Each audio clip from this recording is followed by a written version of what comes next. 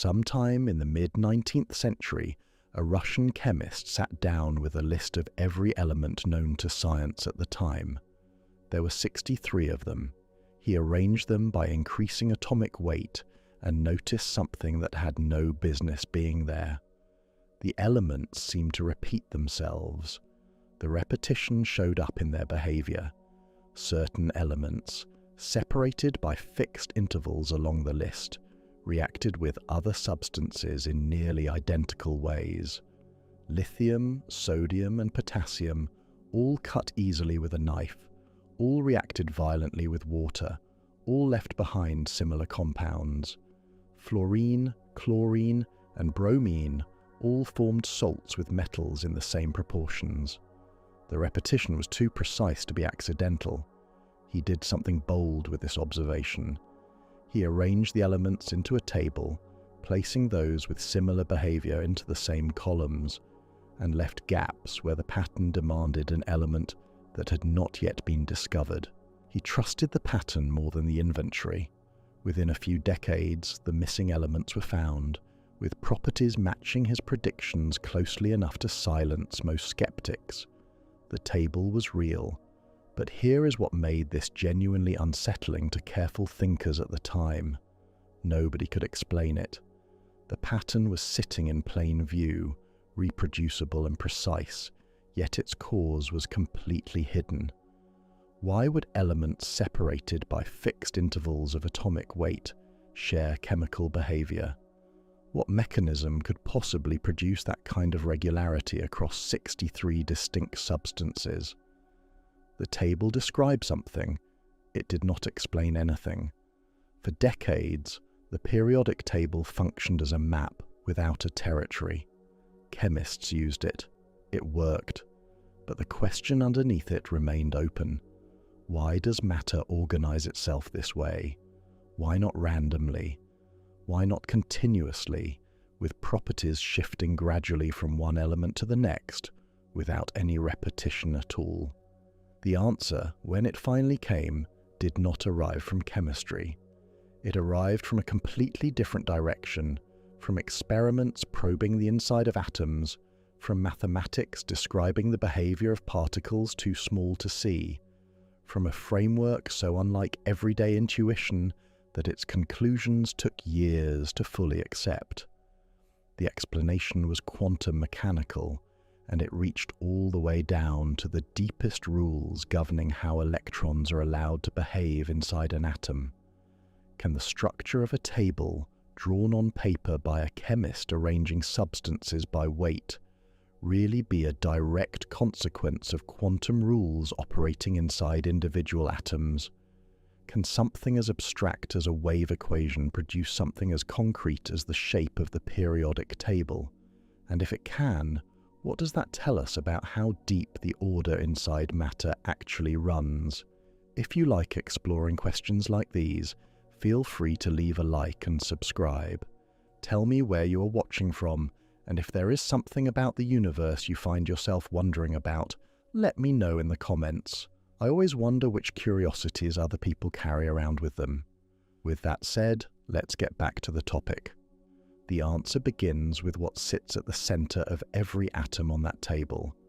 Before quantum rules can explain the pattern Mendeleev found, we need to understand what those rules are governing and why the nucleus changes everything. At the center of every atom sits a nucleus, and the gap between that nucleus and the electrons surrounding it is so extreme that the atom is, by volume, almost entirely empty. The nucleus occupies a region so small relative to the full atom that its size becomes difficult to hold in mind through ordinary comparison. What matters more than its size, however, is what it contains and what that content does to everything around it. The nucleus holds protons, each carrying a positive electric charge. The number of protons is the single most important number in all of chemistry. It is not a secondary property or a label applied after the fact. It is the identity of the element itself. Add one proton to a carbon nucleus, and you no longer have carbon. You have nitrogen, with completely different chemical behavior. Remove one proton from oxygen, and you have nitrogen again, arriving from the other direction. The element changes completely with each unit of nuclear charge. That number, the count of protons in the nucleus, is called the atomic number, and it is what the periodic table is actually organized by, beneath the surface of Mendeleev's original arrangement. This matters because the nucleus does something beyond simply defining the element. It broadcasts an electric field outward in all directions. That field is positive, and it reaches into the surrounding space where electrons reside. The strength of that broadcast depends directly on the number of protons. A nucleus with 8 protons pulls on surrounding electrons far more powerfully than one with 2. Every electron in the atom feels this pull constantly, and the pull sculpts everything about how those electrons are allowed to arrange themselves. The nucleus itself is effectively stationary relative to the electrons around it. It sits at the center and defines the energetic landscape that every electron must navigate. That landscape is not flat. It is a field of attraction, strongest close to the nucleus, and weakening with distance that electrons respond to according to rules that classical physics cannot fully describe. This is where the periodic table begins to take shape, even before quantum mechanics enters the picture. Each element has a unique number of protons. Each nucleus broadcasts a unique electric field. Hydrogen has 1 proton pulling on 1 electron. Oxygen has 8 protons pulling on 8 electrons. Uranium has 92 protons pulling on 92 electrons. Each situation is distinct, and yet the table shows us that distinct situations produce repeating behavior. That can only mean one thing. The way electrons respond to these different nuclear charges must follow a pattern of its own, governed by rules that operate the same way regardless of which element is involved. The nucleus sets the stage, it defines the charge, and the charge defines the landscape. But the landscape alone does not determine where electrons go. For that, we need to understand something about electrons themselves that took physicists decades to fully grasp. Electrons are not tiny particles that simply fall toward the nucleus and settle. Their behavior at small scales is governed by something far more subtle and far more consequential for the shape of the table. Pull a wool sweater off quickly in a dry room, and you will sometimes hear a faint crackling sound. In the dark, you might even see brief flashes of light. What you are experiencing is charge separation, electrons transferred from one material to another, leaving one surface with an excess and the other with a deficit. The force that snaps them back together when given a path is the same force that holds every electron in every atom in the universe in place. It is electromagnetic attraction, and inside the atom, it is the dominant relationship that everything else is built around. Electrons carry negative electric charge. Protons inside the nucleus carry positive electric charge. Opposite charges attract, and that attraction is not weak or incidental. It is the binding force of the atom itself. Without it, electrons would simply drift away from nuclei, and matter as we know it would not hold together. The atom exists because this attraction is strong enough to keep electrons bound within a defined region around the nucleus. The strength of that attraction depends on 2 things: the magnitude of the charges involved and the distance between them. A nucleus with more protons exerts a stronger pull. An electron closer to the nucleus feels that pull more intensely than one farther away. This distance dependence is crucial because it means the atom has a natural energy landscape. Electrons sitting close to the nucleus are in a low energy state, held tightly. Electrons farther out are in a higher energy state, held more loosely.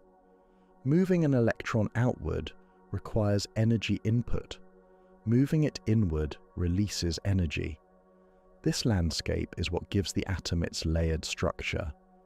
Electrons do not all crowd as close to the nucleus as possible, though the attraction would pull them there if nothing else intervened. Something about the nature of electrons themselves prevents that collapse, and that something is the next layer. But before we reach it, the attraction itself needs to be recognized for what it is. It is not background detail. It is the force that makes the atom a bound system in the first place, and every quantum rule that follows operates within the landscape this attraction creates. There is something every person has noticed about water. When two ripples meet on a still surface, they do not simply pass through each other unchanged. Where their crests overlap, the water rises higher. Where a crest meets a trough, the water flattens. The ripples are interfering with one another, and the pattern they leave behind carries the geometry of that interference. This behavior belongs to waves, and it belongs to them specifically. A thrown stone does not do this. Two stones rolling across a floor do not produce interference patterns when they cross paths. Interference is a signature. When something displays it, you are dealing with a wave. In the late 19th and early 20th centuries, experiments began revealing that electrons display exactly this signature. When a beam of electrons was directed at a crystal, the electrons scattered from its surface in a pattern of bright and dark bands, the same kind of pattern produced by waves interfering with one another. The electrons were not behaving like tiny stones, they were behaving like ripples. Something about their motion was wave-like, and that wave-like character was not an occasional curiosity. It was fundamental to what electrons are. This created an immediate problem for the picture of the atom. If an electron behaves like a wave, it cannot simply orbit the nucleus along a fixed circular path the way a planet orbits a star. A wave is not a point moving through space.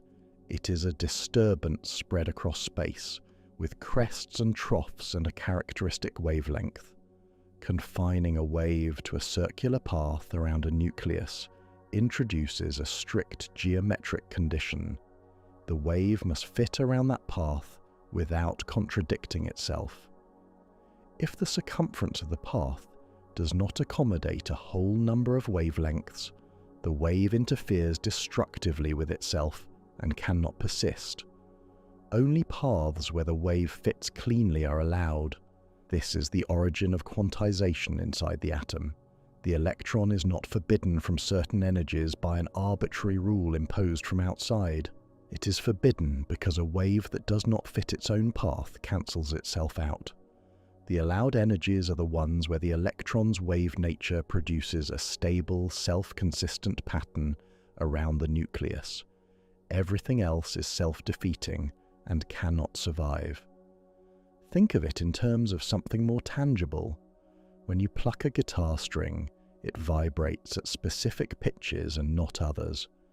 The string is fixed at both ends, and only wavelengths that fit cleanly between those fixed points can sustain themselves. Every other vibration dies out almost immediately because it conflicts with the boundary conditions. The string does not choose its pitches. The geometry forces them. The electron inside an atom is governed by the same logic, except the boundary condition is not two fixed endpoints, but a closed loop around the nucleus. Only certain wavelengths fit. Only certain energies are permitted. This single insight collapses a question that had no classical answer. Why do electrons stay in specific energy states inside atoms? Because they are waves, and waves in confined geometries can only sustain themselves at frequencies that satisfy the geometry. The discreteness of atomic energy levels is not imposed from outside. It emerges from the wave nature of the electron meeting the boundary that is imposed by its confinement around the nucleus. The periodic table is built from this foundation. If electrons could occupy any energy they liked, atoms would have no fixed structure and no repeating behavior. The fact that only certain energies are permitted is what gives each element a defined electron arrangement, and the precise set of permitted energies in each atom depends on what comes next, a formal description of exactly which states are allowed and how they are distinguished from one another. When you climb a ramp, you can stop at any height along the way. The ramp is continuous. Every position between the bottom and the top is available to you, but when you climb a staircase, something changes. Between one step and the next, there is no intermediate position available. You are either on one step or the next. The staircase does not allow you to stand at a height that falls between two steps. The available positions are discrete, and that discreteness is built into the structure itself. Energy inside an atom works like the staircase. An electron bound to a nucleus cannot occupy just any energy. It can only occupy specific permitted values, separated by gaps where no stable state exists. These permitted values are called energy levels, and they are a direct consequence of what the previous chapter established. Because the electron behaves as a wave confined around the nucleus, only certain wavelengths fit the geometry, and each permitted wavelength corresponds to one permitted energy. Everything in between is forbidden not by an external rule, but by the wave's own self-consistency requirement. The lowest permitted energy level sits closest to the nucleus. An electron occupying this level is held most tightly, pulled most strongly by the nuclear charge, and requires the most energy to remove. Above it, the permitted levels are spaced progressively closer together as energy increases, and each successive level corresponds to a wave pattern that extends farther from the nucleus. The higher the energy level, the farther the electron's wave pattern reaches outward. What makes this particularly important for the periodic table is that these energy levels are not all identical in character. Even within the same general energy level, there are sublevels with different spatial properties. The first level contains only one sublevel. The second contains two. The third contains three. Each sublevel has a distinct shape and a distinct capacity for holding electrons. That layered internal structure is what gives the periodic table its depth. The table is a record of which energy sublevels electrons occupy, in which order, and with what consequences for chemical behavior. Understanding what those sublevels are and how they differ from one another requires a precise way of describing each permitted state. That description exists, and it is the next layer the table is built from. Every permitted state inside an atom can be described precisely using four numbers. Together they function like an address, locating an electron within the atom's energy structure the way a street address locates a building within a city. Change any one of the four numbers, and you are describing a different state entirely. The first number describes the energy level the electron occupies. It takes whole number values starting from 1 and increasing outward. A higher value means the electron's wave pattern extends farther from the nucleus and is held less tightly by it. This number sets the broad layer the electron belongs to. The second number describes the shape of the sublevel within that layer. It can take any whole number value from 0 up to 1 less than the first number. When it equals 0, the sublevel is spherical. When it equals 1, the sublevel has a different geometry entirely, with structure extending in specific directions rather than spreading evenly in all directions. Higher values produce increasingly complex shapes. These shapes have names, S, P, D, and F, and they map directly onto the 4 blocks visible in the layout of the periodic table. The third number describes the orientation of the sublevel in space. A spherical sublevel has only one possible orientation. A directional sublevel can point along different axes, giving it multiple orientations. Each orientation is a distinct state available to an electron. The fourth number describes the electron's spin, which can take one of only two values. Spin is an intrinsic property of the electron, not a classical rotation, but it behaves like one in the sense that it gives each electron a small magnetic orientation that is either one way or the other. These four numbers together define every allowed state inside an atom completely. The structure they produce, layered energy levels, shaped sublevels, multiple orientations, two spin values, is precisely the structure that the periodic table reflects. The table is not a chemical invention. It is a portrait of this four-number coordinate system drawn in the language of elements. Imagine a building where every apartment has a unique address.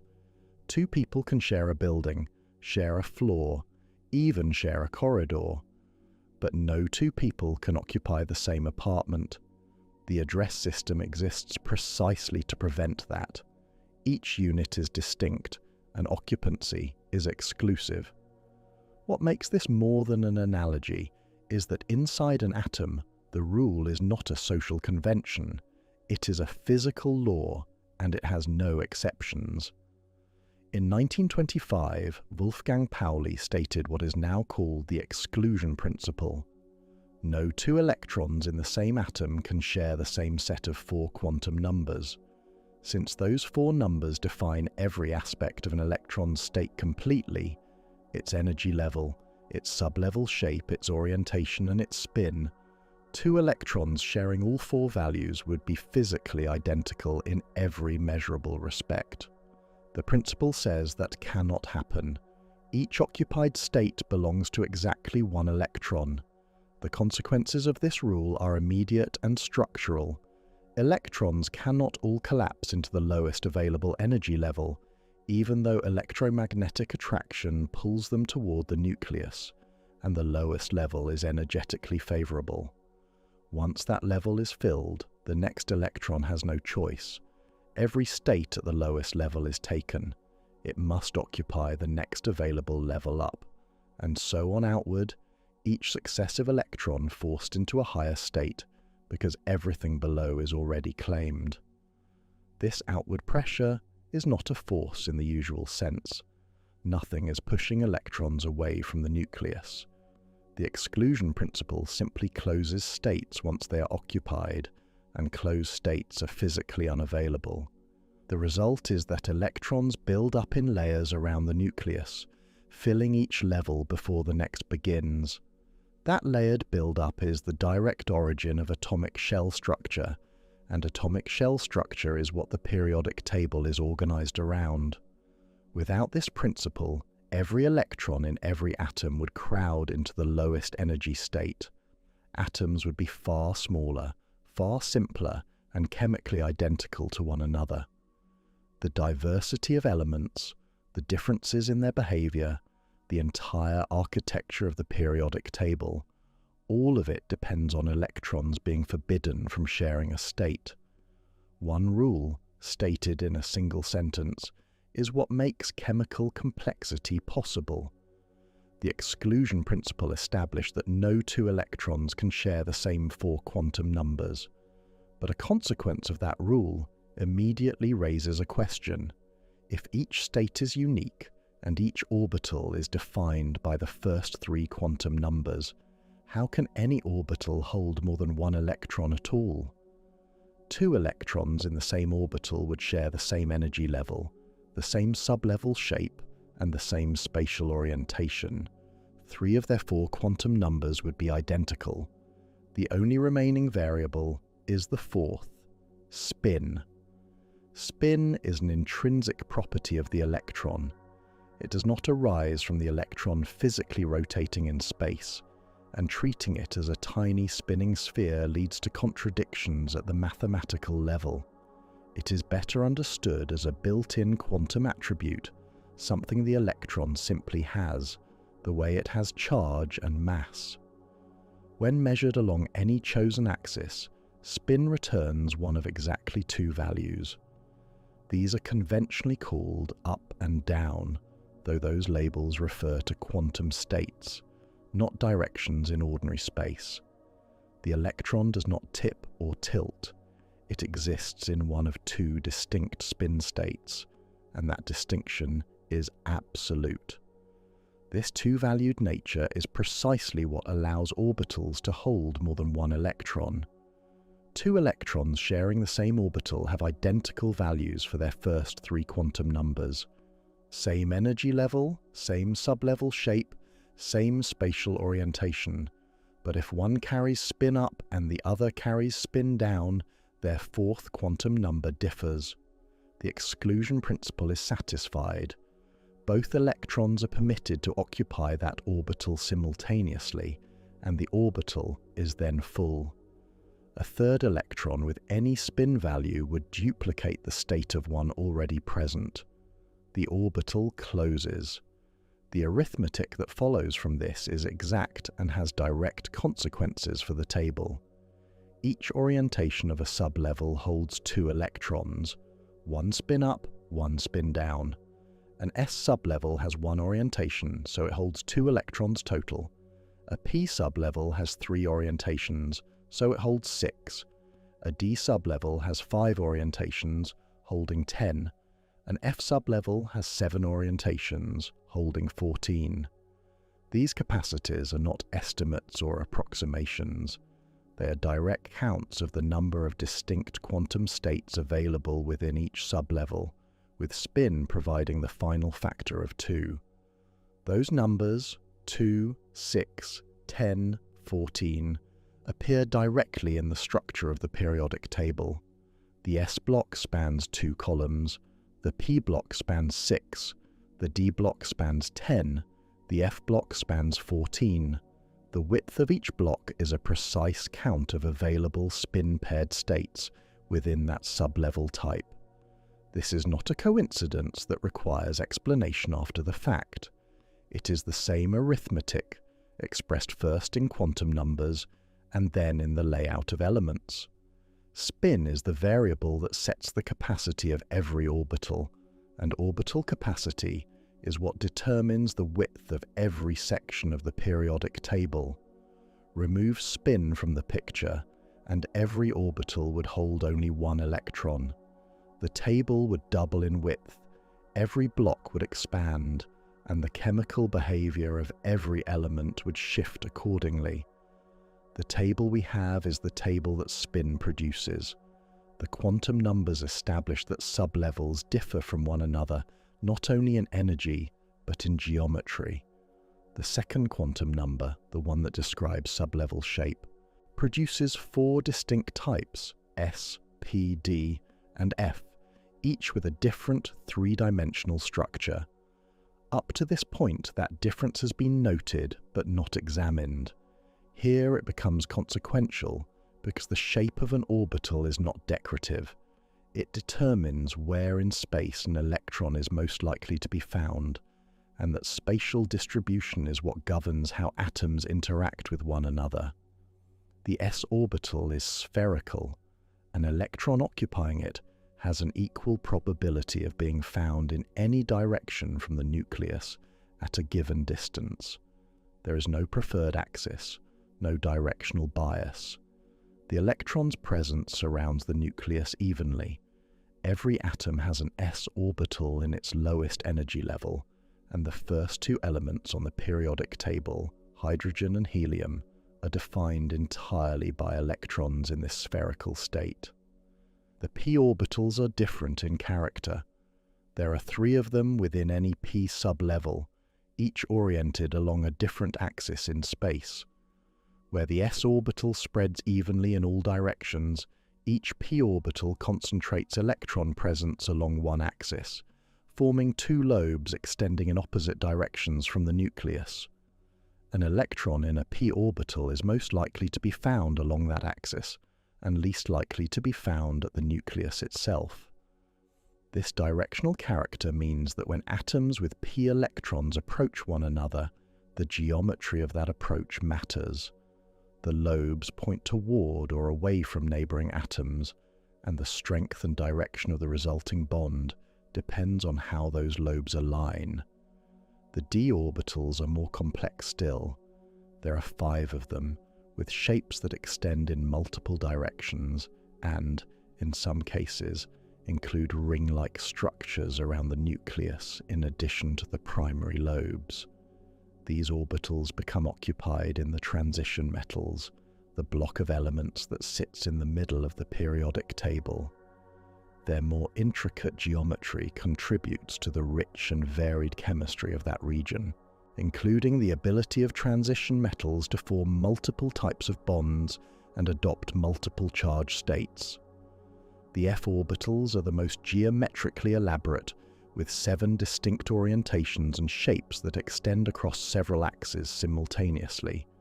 They fill in the lanthanide and actinide series, the 2 rows typically shown detached at the bottom of the table. Their complexity and their relatively deep position within the atom mean they participate less directly in chemical bonding than S and P electrons, but their presence shapes the properties of the heavy elements in ways that distinguish them from everything above. What connects all of this to the periodic table is straightforward. The table's 4 blocks, S, P, D, and F, correspond exactly to which type of orbital is being filled across that region. The shape of the orbital being filled at any point in the table is not background information. It is the reason that region of the table behaves the way it does. Orbital geometry is the physical basis of chemical character. By this point, the picture inside the atom has become layered in a precise way. Electrons occupy distinct states defined by 4 quantum numbers, fill orbitals with specific geometries, and build outward from the nucleus in a structured sequence. But the order in which they fill those orbitals is not simply determined by the energy levels themselves in isolation. Something else intervenes, something that changes the effective pull each electron feels from the nucleus, and that intervention is what produces the specific filling sequence the periodic table reflects.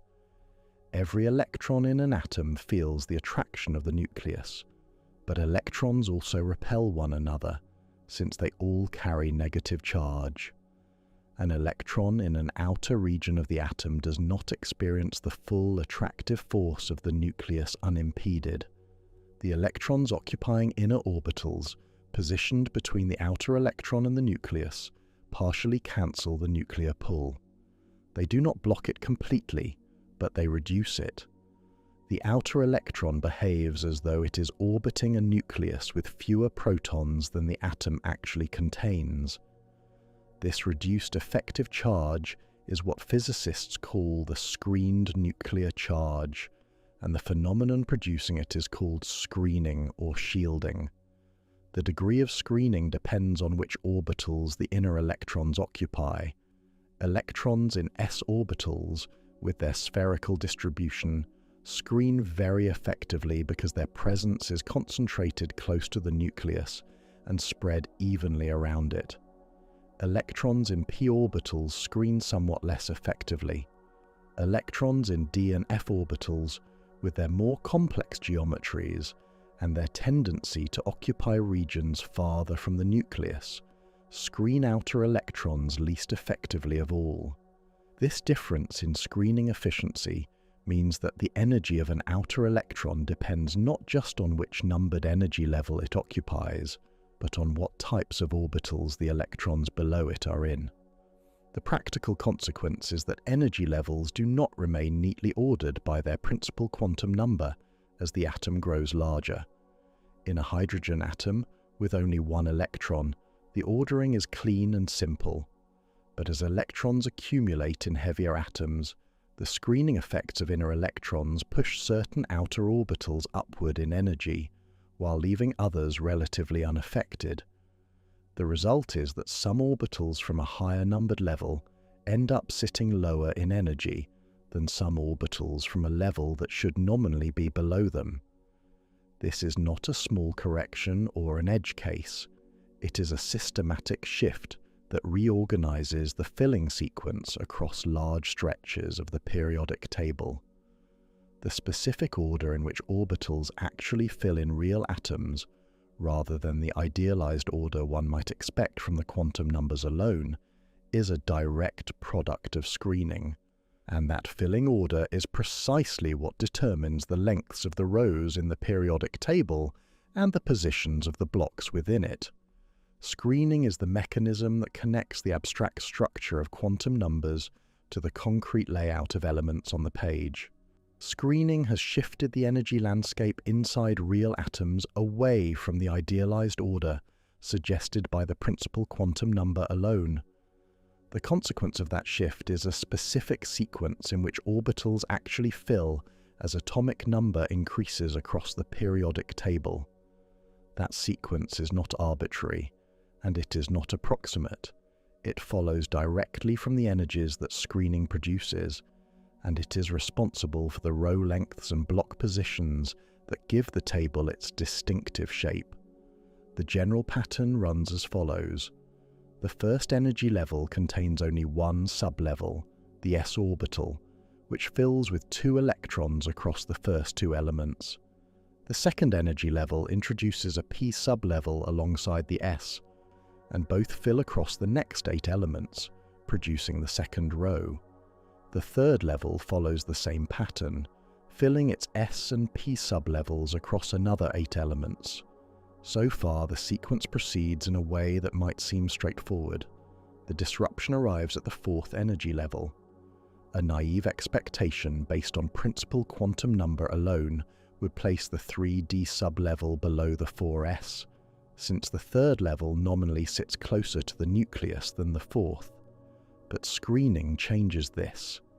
In atoms where the 3D orbitals are being considered for occupancy, the electrons already screen the 3D sublevel more heavily than they screen the 4s. The 4s ends up sitting lower in energy than the 3D under those conditions. It fills first. The 3D fills afterward, across the 10 elements that constitute the first row of transition metals. This single reversal has large structural consequences, because the d sublevel of one numbered energy level fills after the s sublevel of the next.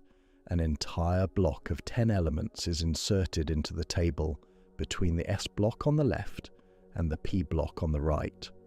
The 4th and 5th rows of the table stretch to 18 elements each, rather than the 8 that would result if only s and p sublevels were involved. The width of those rows is a direct count of the electrons required to fill one s sublevel, plus one d sublevel plus one p sublevel in the sequence that screening produces. The same logic extends further.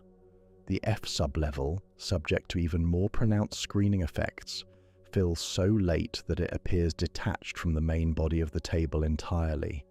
The lanthanides and actinides occupy their own separate rows below the table, not because they are chemically exotic in some fundamental sense, but because the f sublevel fills across 14 elements after the s sublevel of a still higher numbered level has already begun filling. The table's layout is a direct map of this filling sequence, and the filling sequence is a direct consequence of how screening reorganizes orbital energies in real atoms. What emerges from all of this is that the shape of the periodic table, its row lengths, its blocks, its overall geometry, is not a design choice. It is a readout of orbital filling order, which is itself a readout of how screening modifies the energy landscape inside atoms of increasing size. The table looks the way it does because electrons fill orbitals in the order that screening determines, and that order is written into the quantum structure of every atom. The filling order has now established which orbitals electrons occupy as atomic number increases across the table. But filling order alone does not explain why elements in the same column share chemical behavior. For that, a more specific observation is needed. Of all the electrons in an atom, only a particular subset is responsible for how that atom behaves in the presence of other atoms. Those are the electrons in the outermost occupied shell, the ones held least tightly by the nucleus and most available for interaction with neighboring atoms. The inner electrons sitting in filled orbitals close to the nucleus, are held with considerable force. They are largely inaccessible to other atoms under ordinary conditions. They contribute to the atom's mass and to screening, but they do not participate meaningfully in chemical reactions. The outermost electrons, by contrast, are the ones that another approaching atom first encounters. They are the ones that can be shared, transferred, or rearranged when atoms interact. Their arrangement, how many there are, which type of orbital they occupy, how tightly they are held, determines almost everything about an element's chemical identity. This outermost occupied layer is called the valence shell, and the electrons within it are called valence electrons. Sodium, for example, has 11 electrons in total. 10 of them fill inner orbitals completely. The 11th sits alone in an outer s orbital, held relatively loosely because the 10 inner electrons screen much of the nuclear charge. That single outer electron is what sodium presents to the world. It is easily removed, which is why sodium reacts so readily and so vigorously with other substances. Chlorine has 17 electrons. Its inner shells are filled, and its outermost occupied sublevel contains 7 electrons, one short of a complete set of 8. That near-complete outer shell pulls strongly on any available electron in its vicinity. Chlorine's chemical behavior is almost the mirror image of sodium's, and that contrast traces directly to the difference in their outer shell configurations. One has a single loosely held electron to give away. The other has a near-complete shell with a strong tendency to acquire one. What makes this powerful for the periodic table is that outer shell configuration repeats. As electrons fill successive orbitals moving across and down the table, the outermost shell periodically returns to the same configuration it held in a previous row. When that happens, the chemical behavior associated with that configuration reappears. The element is different. It has more electrons, a heavier nucleus, more inner shells, but its outermost layer presents the same pattern to the outside world, and so it behaves in recognizably similar ways. That repetition is the mechanism behind the columns of the periodic table, and it is the subject of the next layer. Outer shell configuration repeats as atomic number increases. That single fact is the mechanism behind the entire periodic structure of the table. When the outermost occupied shell of one element carries the same arrangement of electrons as the outermost shell of an earlier element, the two atoms present the same face to the world.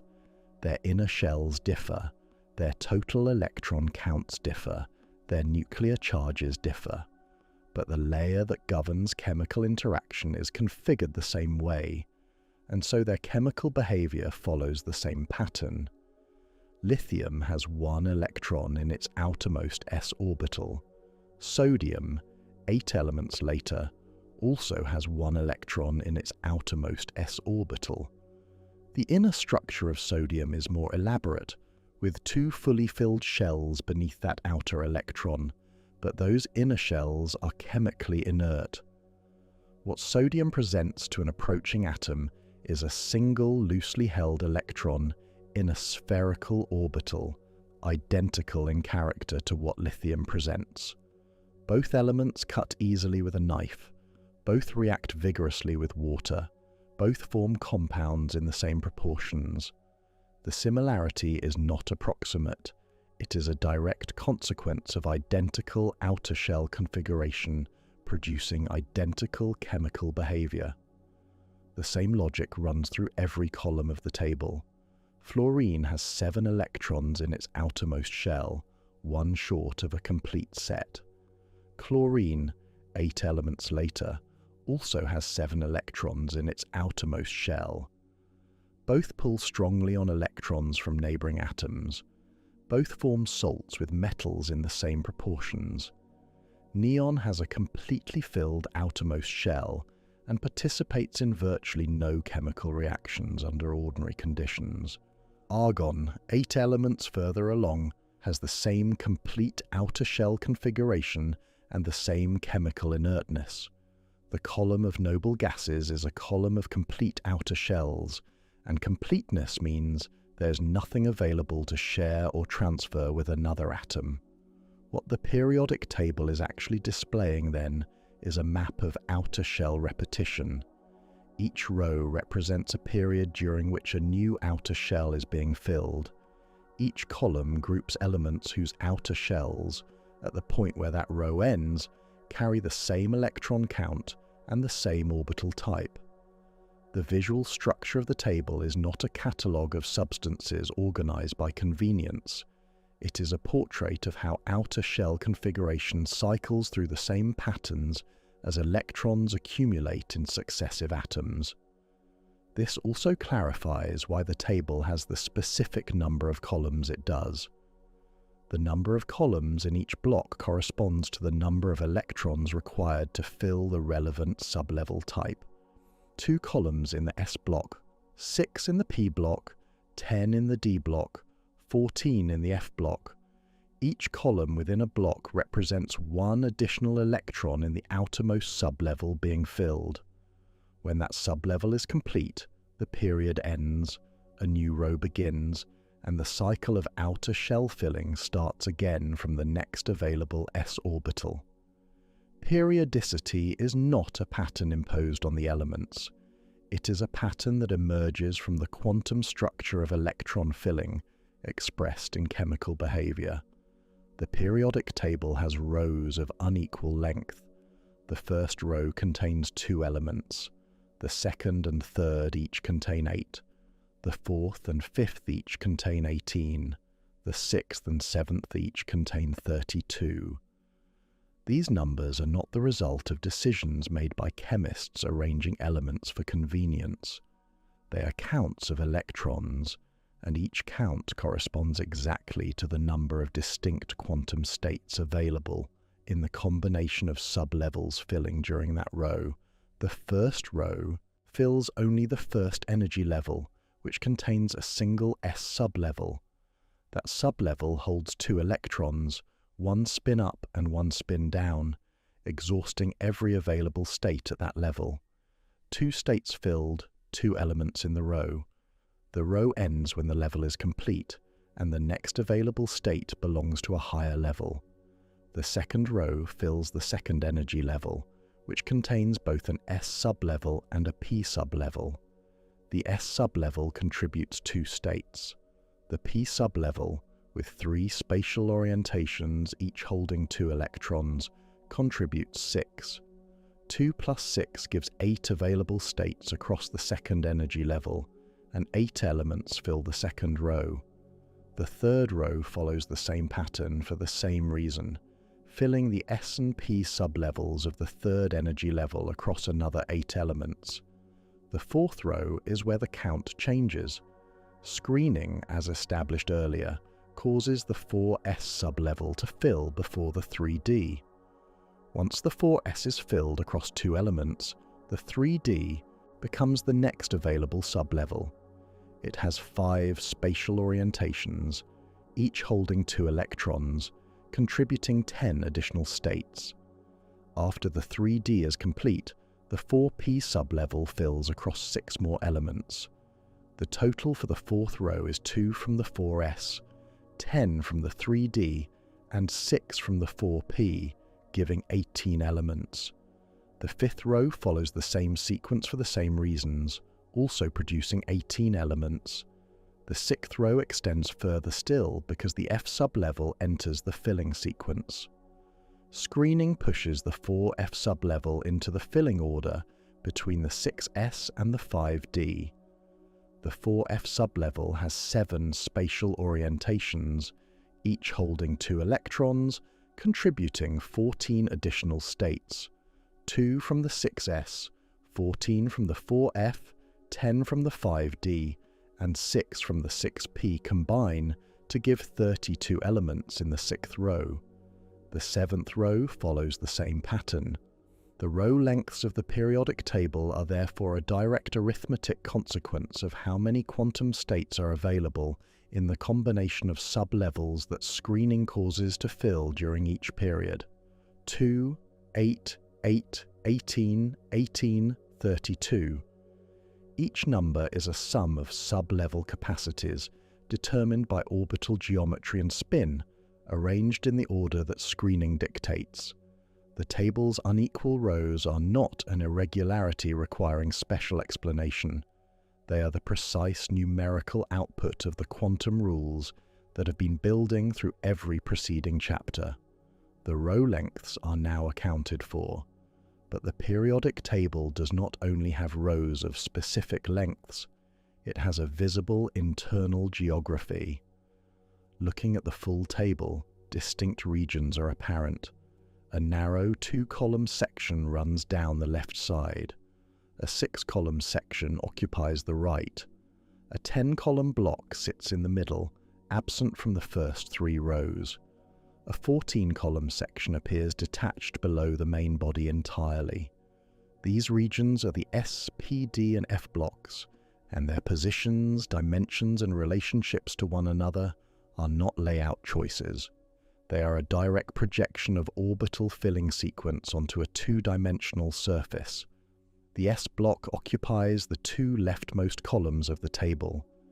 These are the elements whose highest energy electron, the one most recently added as atomic number increases, sits in an S orbital. Hydrogen and helium fill the first S sublevel. Lithium and beryllium begin the second. Every element in this block has its outermost electron in a spherical S orbital, held relatively loosely when only 1 electron is present and somewhat more tightly when 2 are. The chemical character of S block elements reflects this directly. The single electron column contains the alkali metals, all of which give up that outer electron with relative ease.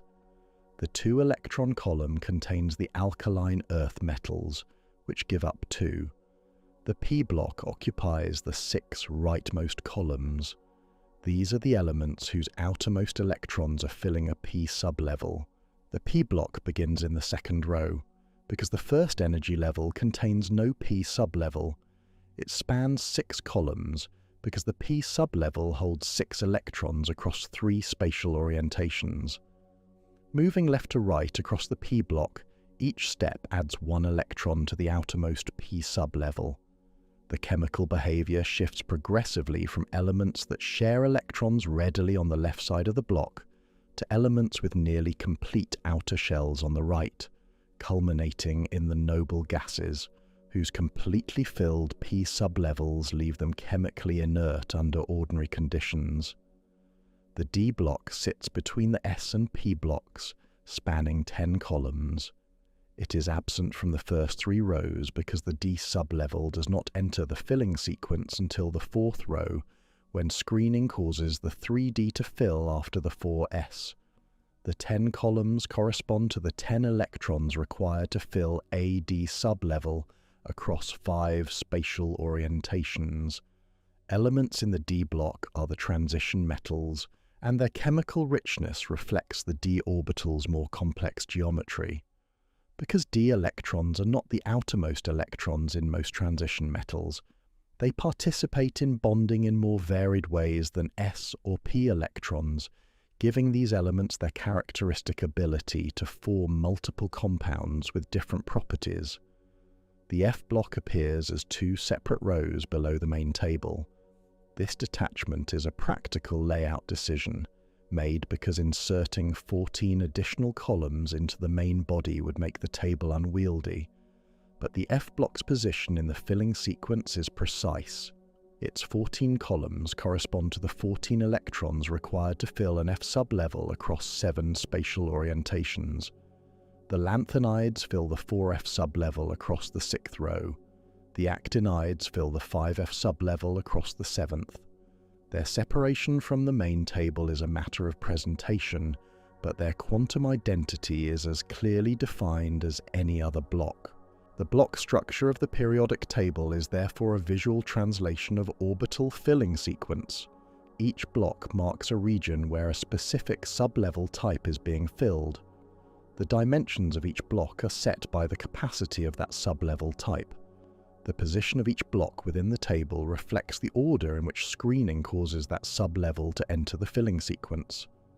The table's geography and its quantum structure are the same thing, expressed in two different languages.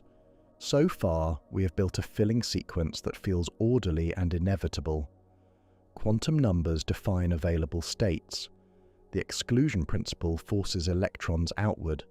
Screening reorganizes orbital energies. The result is a precise order in which sublevels fill as atomic number increases, and that order produces the row lengths, block positions, and repeating chemical behavior visible in the table.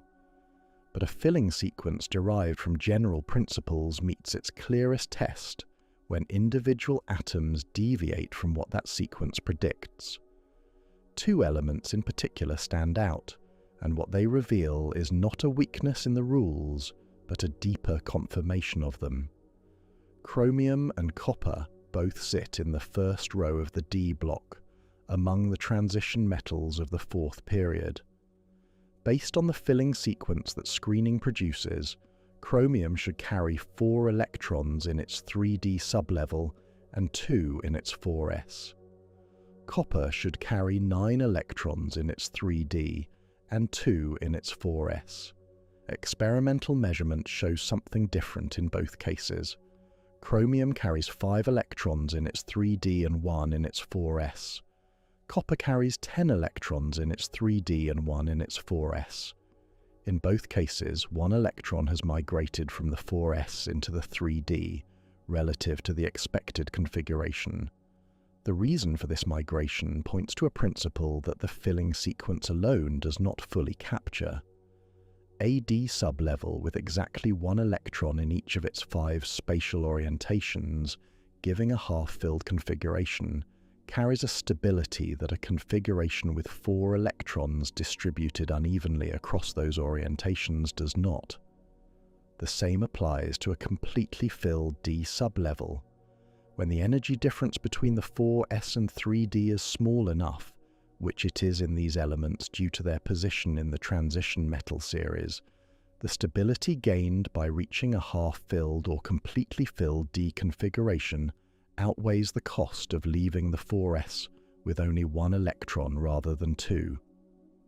Chromium reaches a half-filled 3d by pulling 1 electron from the 4s. Copper reaches a completely filled 3d by doing the same. The driving force in both cases is the same quantum preference for symmetrical, evenly distributed electron arrangements within a sublevel. This preference is not an exception grafted onto the rules. It emerges from the same quantum mechanical framework that produces the filling sequence in the first place. The anomaly is not a deviation from the rules. It is a more precise expression of them, visible only because the energy difference between competing configurations is small enough for the subtler preference to win. This is what makes chromium and copper instructive rather than merely inconvenient. A set of rules that produced no surprises, that predicted every atom identically without variation, would be a blunt instrument. The fact that these two elements deviate from the naive filling sequence, and that the deviation follows from a deeper layer of the same quantum principles, confirms that the rules are operating with genuine precision. The periodic table is not a pattern that holds approximately. It is a structure that quantum mechanics generates exactly, including the places where the generation requires more of the rules than a surface reading reveals. Mendeleev arranged 63 elements by weight and trusted a pattern he could not explain. The explanation, when it came, reached all the way down to wave equations, forbidden states, intrinsic spin, and the precise geometry of orbitals. The table he drew on paper turned out to be a portrait of quantum structure, rendered in the language of chemical behavior. Its rows, its columns, its blocks, and even its anomalies are all consequences of the same set of rules, operating without exception inside every atom that exists. And this is worth sitting with for a moment. The periodic table hangs on classroom walls and appears in textbooks as though it were simply a convenient organizational chart, a reference tool for remembering which elements share properties. But it is something more specific than that. It is a physical prediction. Given the wave nature of electrons, the quantization of energy levels, the exclusion principle, the two-valued nature of spin, and the screening effects of inner electrons on outer ones, the table could not look any other way. Its shape is not chosen. It is derived.